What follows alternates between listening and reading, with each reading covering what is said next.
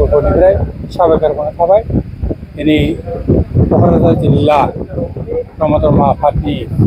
लोगोसे सा क'क्राझार आन्चलिक ब्रह्म धर्म दावखा हमनाय ब्रह्म मन्दिराव दिनै 23/5/2024 मायथाइयाव सानसेनि फारिलाइ लानानै माबामोना जिहेतु रुंसारि जालांनाय मानगोनां अमरेन्द्र बाबा आचार्यनि दिनै लेखा बिखावनायनि फारिलाइमोन बे फारिलाइयाव जों गासैबो दुलाराय ब्रह्म धर्म आफादनिफ्राय दिनै मानगोनां नेहाथारि बाबा लोगोसे लेङाइ आफादगिरि बाबा आरो गासैबो बाबामोननि गेजेरजों दिनै बेखावनाय हाबाफारिया जालांबाय बा जोंनि क'क्राझार बिहारनिनो मानगोनां MLA लुइस इस्लारि बाबाया बे लेखाखौ लरेन इस्लारि बाबाया बेखावना होलांबाय जंमा मुंनि लेखाखौ बेखायनो बे जंमा बाबायाथ' आचार्य अमरेन्द्र बाबानि जितु जिउ खौरां लानानै बे रनसायफोरखौ लिरदोंमोन जाय बाबामोना दिनै बे मा होनो रंगिना संगिना बे रनसाय बिसम्बि लिरनायाव बाहागो लानानै दिनै जोंखौ आबुं भाबैनो जाहोबाय बिनि थाखाय आं बे बाबामोननिसिमबो आंनि गोसो गोरबोनिफ्राय साबायखर बावबाय जाय बाबामोना दिनै बै जि लेखा लिरनाय बे रनसाय बाबामोन दंमोन बे बाबामोननिसिम आं आफादगिरि नेहाथारि बाबामोननिसिम आं साबायखर बावनानै दिनै जिथु फारिलाइ बे फारिलाइया आबुं भाबैनो दिनै जगतफोरनि गेजेरजों जालाङो बाबाया दिनै समाजनि थाखाय अकल जोंनि क'क्राझार जिल्लाल' नङा जोंनि दुलाराय ब्रह्म धर्म आफादनि गेजेरजोंबो दिनै बिथां बाबाया गावनि जितु बिहोमा जितु मा होनो बिथाङा दिनै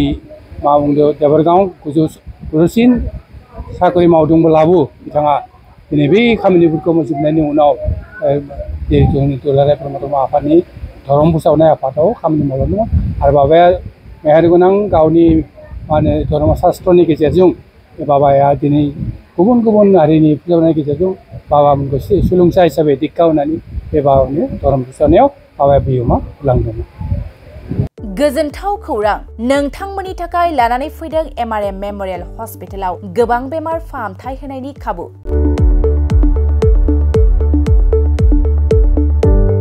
बेमारि सुबुंफोरनि थाखाय गोजोनथाव खौरां MRM मेम'रियेल हस्पिटालाव मोजां रोंगौथि गोनां डक्टरफोरजों बेमारि सुबुंफ्रा मोजां फाहामथाय लानो हानाय सुबिदाखौ लानानै फैबाय MRM मेम'रियेल हस्पिटाला।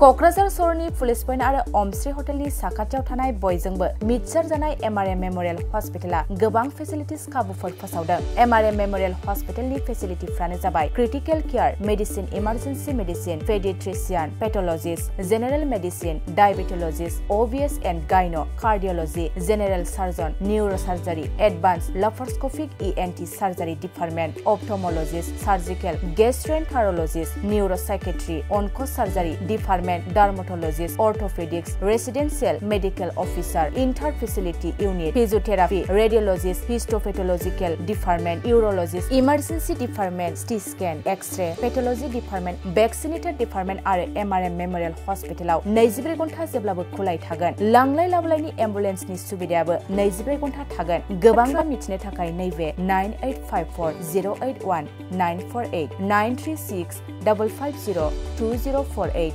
जानबुं नाम्बाराव फन खालामनानै नोंथाङा मिथिनानै लानो हागोन।